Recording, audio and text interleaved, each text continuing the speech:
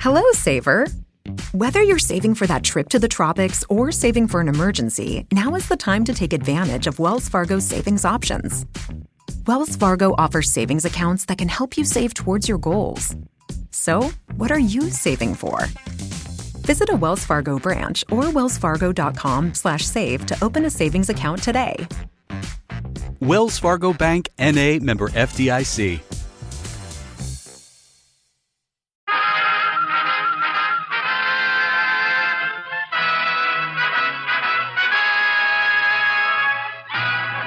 Tales of the Texas Rangers, starring Joel McCrea as Ranger Jace Pearson. Another authentic reenactment of a case transcribed from the files of the Texas Rangers.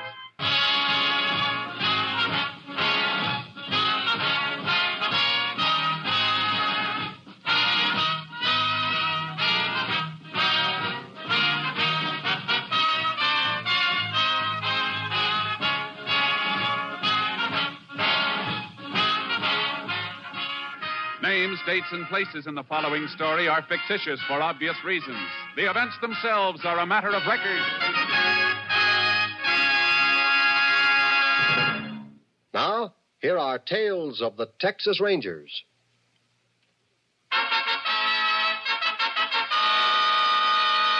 And now, from the files of the Texas Rangers, the case called Last Stop.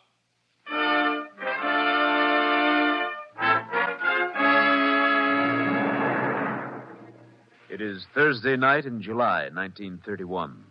A local passenger train speeds through the rocky country of West Texas.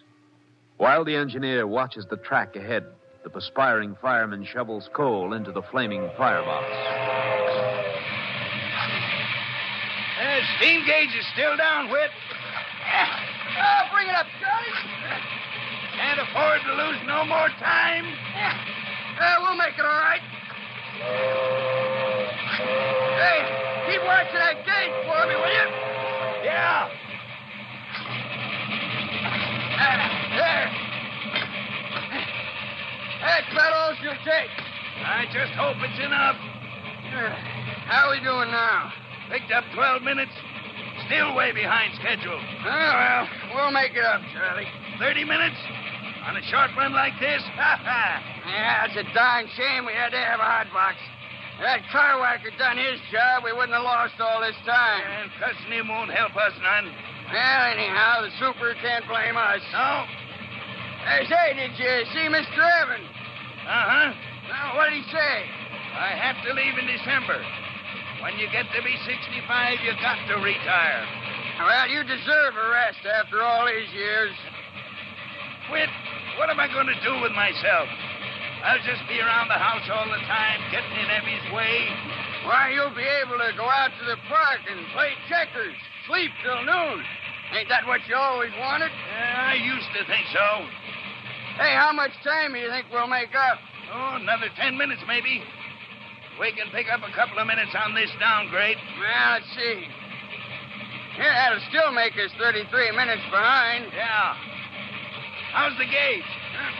248, right on the nose. Hey, you know, Charlie, this retirement ain't so bad. Why, you and the missus could go back east. Visit your kinfolks, maybe. Wouldn't cost you. Hey, there's something on the track. Well, what is it? Now the turn. We're going to hit.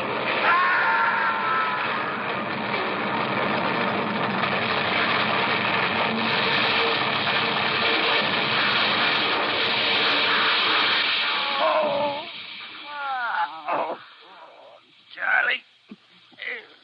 Charlie. Where are you, Charlie? Charlie!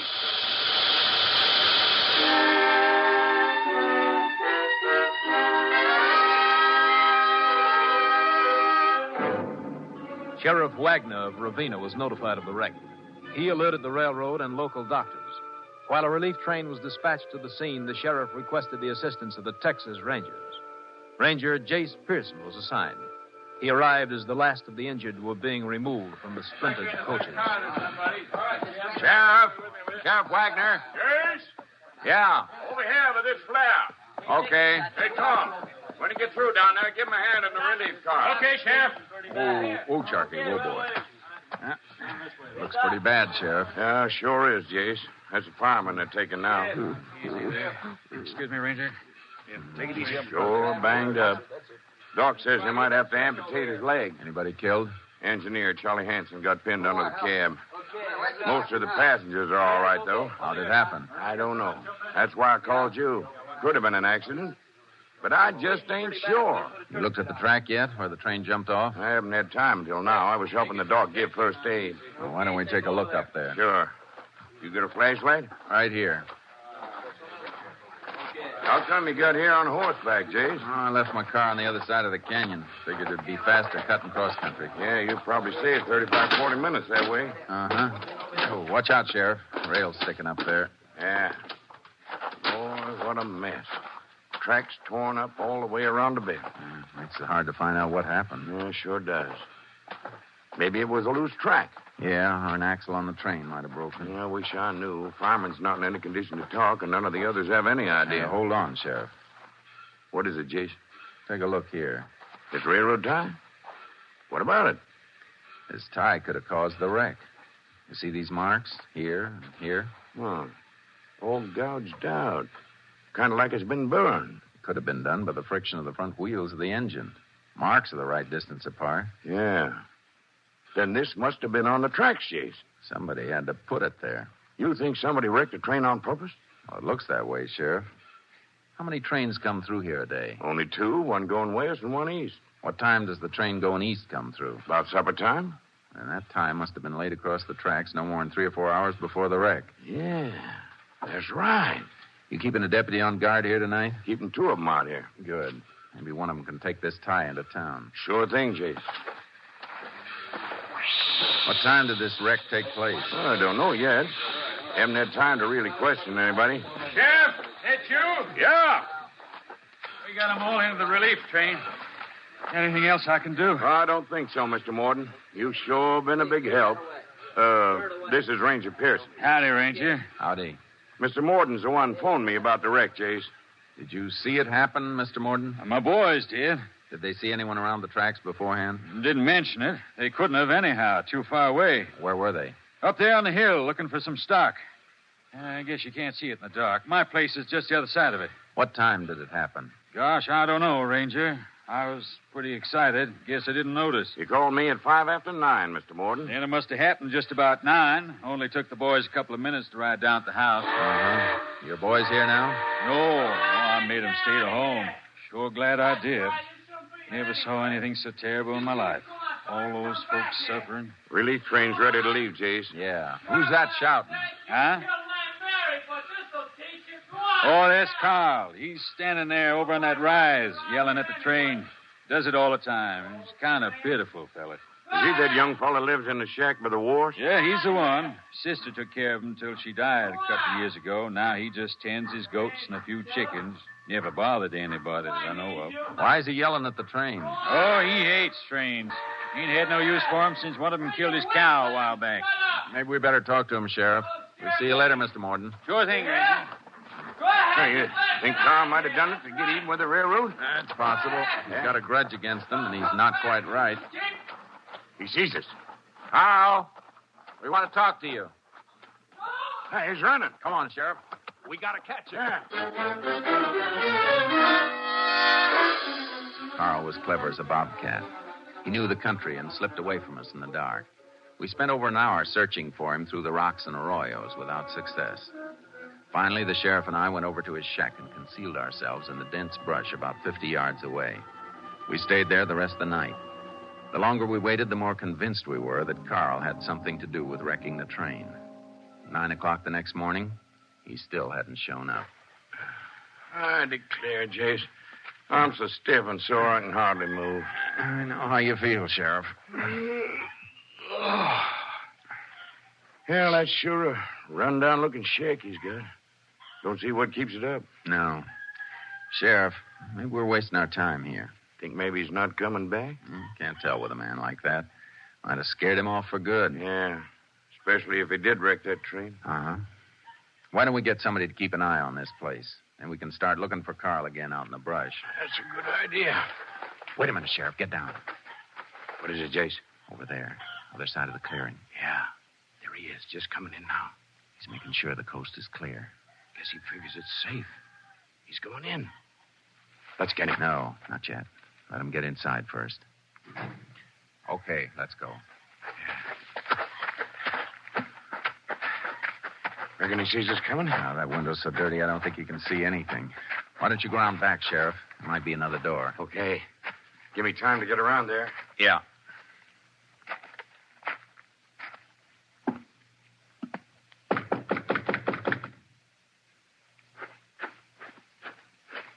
There's no other door, Chase. Okay. Open up, Carl. We know you're in there. Oh, what? We want to ask you some questions, Carl.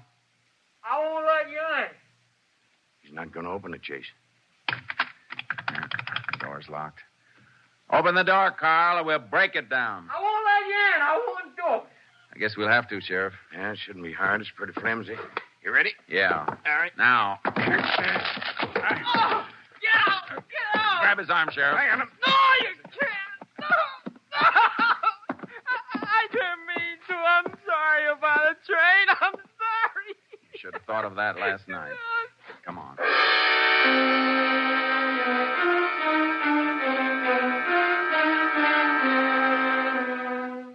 On the way into the sheriff's office, Carl sobbed and trembled hysterically. We could get no information from him. Sheriff Wagner and I saw it was necessary to let him calm down before continuing the questioning. We got Carl a hot meal and let him rest.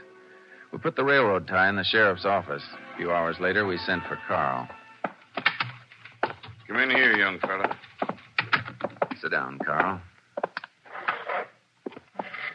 You still mad at me? No, we're not mad at you, Carl. We want to know about that train. Dirty trains. One of them killed Mary. Who's Mary? Mary's his cow, Chase, the one that got hit. Is that why you were yelling at the train? Yeah. I didn't mean to. I'm sorry. Tell us, Carl. Is that why you ran away? You thought we chased you because you yelled at the train? Well, didn't you? No, that wasn't the reason. You know what happened to the other train? Yeah. Got busted up. Did you do that, Carl? No. No, I just yelled at the train. What were you doing yesterday? Well, I was home for a spell, taking care of my goats. How about yesterday evening? What were you doing then? I was over at the Radfords. What do you mean, George Radford? Huh? What were you doing over there? Well, we was killing hogs. What time did you leave the Radfords, Carl? Oh, not for a long time. They give me supper. Mrs. Radford's a nice lady. Sheriff, you better call him. Find out if Carl was over there yesterday and what time he left. Okay, Chase. Carl, did you go down by the tracks before the train was wrecked last night? No. George? I don't like trains. This is Sheriff. You see that railroad tie in the corner? Kendrick over to your place yesterday? Yeah? That was the tie that wrecked the train. Did you put it on the tracks? No. Well, thanks, George. No, I didn't do it. Bye. Chase, that train was wrecked about 9, wasn't it? That's what Mr. Morden said. And Carl here didn't do it. How do you know? He didn't leave the Radfords till 10.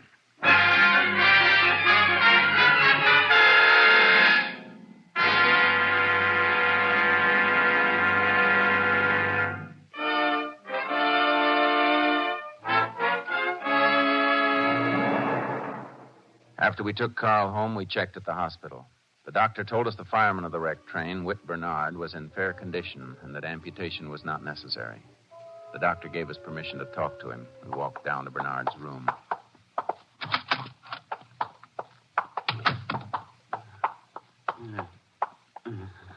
Mr. Bernard? Yeah? I'm Ranger Pearson. This is the sheriff. Yeah? We'd like to find out what happened, Mr. Bernard. Told me Charlie's dead. Yes, sir. Mr. Bernard, do you remember what happened just before the wreck? Well, I just sat down. Charlie yelled there was something on the tracks, and we was going to hit it. I grabbed the brake. That's all I remember. You didn't see anyone then? Standing by the track, maybe? No. How fast was your train going? Oh, about 60. Never should have been speeding like that down those grades. Charlie maybe be alive now if we'd been going slower. Might have been able to stop. You were going faster than usual? Yeah. We were behind schedule. Supposed to be in Blankford just about the time we jumped the tracks. About 9, huh? Oh, no. 8:30. Well, we understood the wreck didn't happen till 9. Oh, no. It was closer to 8:30. Are you sure? Yeah. Looked at my watch just as we topped the rise. Sheriff, did that rancher, Mr. Morden, call you a little after 9? That's right, Jace. It was 9:05. And he claimed his boys saw it happen just a couple of minutes before that. He sure did. Why'd he tell us that? Reckon he's lying? I don't know. Let's go over there and find out.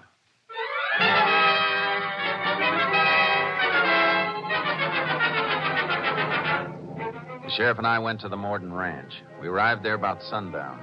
Mr. Morden was just coming out on the porch as we drove up. Howdy, Ranger. Sheriff. Howdy. Hello, Morden. I was just about to call my boy into supper. How about eating with us? No, thanks. I'm making a pot of mulligan. Is there plenty? No, thanks. We'd like some straight answers to a few questions. Well, sure thing. We're pretty sure now what caused the wreck. Is that so? What was it? Somebody put a tie across the tracks. You mean on purpose? Mm-hmm. Why, that's awful. That's the same as murder. It sure is. You called the sheriff at 5 minutes after 9 last night. Is that right? I guess so. The sheriff remembered the time. And how long before that did your boys tell you about the wreck? Oh, less than a minute. I phoned right away. Where were the boys standing when they saw it happen? Up on that hill behind the house. Come on back. I'll show you. Did they hear the crash? Yeah. How come you didn't hear? Well, I was in the house, and the hill's in the way, I guess. There it is. Couldn't have taken them more than a couple of minutes to reach the house from there. No. Mind if we ask your boys about this? No, of course not. Come on. Young Dan's over in the barn milking. What's the matter, Sheriff? Something wrong? I'll tell you, Mr. Morden. According to what you say, the wreck must have taken place about 9 o'clock. It actually happened at 8:30. It couldn't have. We want to know why you're a half hour off, Mr. Morden. Well, I don't know. I can't understand it. Say, you don't think I had anything to do with the wreck? We don't know yet, but somebody did. Well, I'll tell you right now, it wasn't me. Maybe your boys will be able to tell us something. Come on. I just don't get it. You sure it wasn't an accident? We're sure. Dan! Yeah, Pa. Dan, didn't you tell me... Hold on, Mr. Morden. We'd like to ask the questions. All right, Ranger. Dan, this is Sheriff Wagner and Ranger Pearson. They want to talk to you. Howdy. Dan, exactly where were you when you saw the train wreck last night? Well, we were up on the hill looking for some stock that wandered off. Ain't that right, Pa? Yeah, son. Did you come down and tell your father right away? Yeah, as soon as we saw it. Are you sure you didn't stay a while to watch? Oh, no, sir. We rode right down. Well, what did you see? Well, we heard a big, awful noise. We looked down that way. We just saw the end of the crash, kind of, just as the cars were falling over. You saw them turn over? Yes. Yes, sir, we did. Son, are you sure you saw it? Yeah, Pa. If you don't mind, Mr. Morden, let us ask the boy. Dan? Yes, sir. Tell me the truth now. Did you go down to the wreck before you came home to tell your father? No, we didn't. Honest. Did you ever handle a railroad tie, Dan? Tie? You ever want to put one on a track to see what would happen when a train hit it? No, I never did. How long you figure it took you to come down the hill? Just a couple of minutes. We came right away, honest. You couldn't have, Dan. The train was wrecked a half hour earlier than you say. Well... Dan, did you put the tie on the tracks? How about it? Was it you? I didn't want it. Lloyd made me help him. Oh, Pa. There, son. Ranger, I feel sick. My own boy, he did this awful thing. Why'd you do it, son? Lloyd, he said he'd show me how to bust up a big log without any work. Oh, Dad, I didn't want to, but he called me a sissy. Go on. Well, I helped him drag one of them tires out of the track. You waited there and watched the train hit it. Yes, sir. But when the train went down the bank and all them cars piled up, well, we got scared and rode away. Floyd made me promise not to tell. Where is Floyd? On his way to Houston, I guess. You mean you don't know where your son is? He's not my son. He's my boss's son. You see, I'm a tenant farmer here. Mr. Osborne owns the place, lives in Houston. What's the boy been doing out here? Well, he kept getting in trouble at home. Father sent him to military school. When that didn't do any good, he asked me to take him for the summer. Thought it might straighten Floyd out, being here. And I thought it was starting to do some good. When did he leave? This afternoon. I thought it was kind of funny why he wanted to leave all of a sudden. Tried to talk him out of it, but he said no, he wanted to go home. So I called his father long distance. His dad said put him on the bus. Did you? Yeah. Which bus was it? The one at 4 o'clock. I got him into town by 2, but we just missed that bus. Did you see him get on the 4 o'clock bus? Yeah, sure. I waited with him.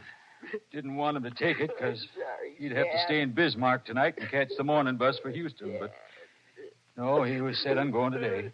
Do you have a picture of Floyd you can give us? Well, I got a snapshot of the two kids together. That'll do. We'll see if we can catch up to him in Bismarck. I'm afraid your boy is going to have to come into town with us, Mr. Morgan. Oh, Bob. Look, Ranger, it wasn't Dan's fault. I'm sorry. He's got no mother to raise him, and I guess I just didn't do a good enough job. We have no choice, Mr. Morgan. He wouldn't have done it if it hadn't have been for Floyd. Floyd's 17. He's 2 years older, and he was always talking Dan into things. Oh, that Floyd's a great talker. Every time I call him down about something, he'd talk himself out of it. Don't worry, Mr. Morden. He won't talk himself out of this. We took Dan Morden and his father to the sheriff's office in Ravenna. Then Sheriff Wagner and I drove to Bismarck. The baggage clerk at the Trailways bus station there identified Floyd Osborne from his photograph as having checked his suitcase at 7 o'clock. There was no bus leaving for Houston until 9:15 the following morning. During the night, we canvassed a number of hotels, but were unable to locate the boy. The next morning, we were back in the bus station, standing next to the Houston bus. Floyd Osborne still hadn't shown up. If that kid don't hurry, he's going to miss this bus. Yeah, he's still got time. They've got 10 minutes before they pull out. What if he doesn't show up? Then we'll get him at home. What do you think he's doing? Waiting until the last minute? Yeah, looks like it. Let me see that snapshot of the two kids, Jace. I just want to be sure I'll know them. Yeah, here you. Never mind, Sheriff. Here he comes. Sure in a hurry. Must have overslept. Let's take him. Hey, let go. What do you think you're doing? Cut it out, son. Hold still. Your name, Floyd Osborne? Hell, so what? This is Ranger Pearson, and I'm the sheriff of this county. Well, what about it? You were staying with Mr. Morden, weren't you? Was that a crime? No, but reckon a train is. What? Well, now, you don't think I wrecked that train? Who's been telling you stories? It's no use, Floyd. We know you did it. Why, this is crazy. I'm the one who reported the wreck. Well, why, me and Dan was 2 miles away from there when we saw it. You and Dan laid a tie across the tracks. You were right there when it happened. That's a dirty lie. We don't think it is. Well, it is. Look, if you want the truth, I'll tell you. Dan did it. I told him not to. It was Dan who did it. That's no good, Floyd. Dan's not big enough to have carried that heavy tie all by himself. Well, his father helped him. Yeah, old man Morton, him and Dan did it. I don't think the court's going to believe that either, Floyd. Well, you're not taking me to any court. Grab him, Jace. Stop that kid. Watch it. Floyd, stop. He's going to get hit by that car. Gosh, that was close. There he goes, running toward the drugstore. Stop, Floyd. Come here. Let go of me. Ow! You hurt my arm. You're not hurt. But you're not running away again. I didn't mean to wreck that train. I just wanted to see what would happen. Well, now you know. And you'll never forget it as long as you live. Come on.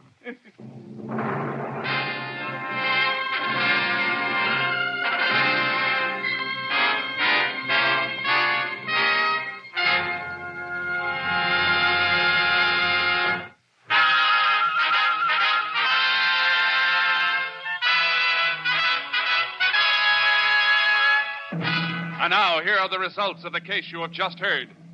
Floyd Osborne and Dan Morton were brought to trial on January 8th, 1932. Because of the nature of the crime and his extreme youth, Dan Morton was released in the custody of his father. Floyd Osborne was sent to the state school for boys at Gatesville. Next week, Joel McCrea in another authentic reenactment of a case from the files of the Texas Rangers.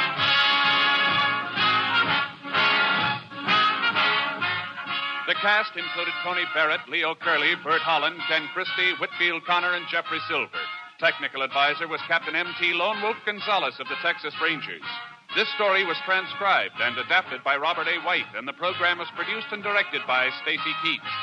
Tales of the Texas Rangers is heard weekly overseas through the worldwide facilities of the Armed Forces Radio Service. Hal Gibney speaking.